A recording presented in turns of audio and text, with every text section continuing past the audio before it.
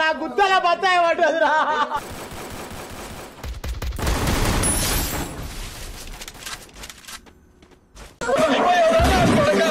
నేనేమో కొంచెం అనుకుంటున్నావా?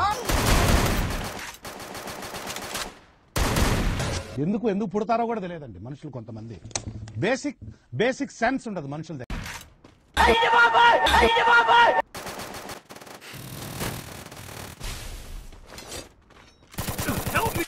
రికార్డ్స్ చూసుకో, ఎంతవరకు ఒక్క ఫైట్ కూడా ఓడిపోలేదు. అయిపోయింది, నాకు కథం, నాకు ఇష్టం లేదు. ఎందుకంటే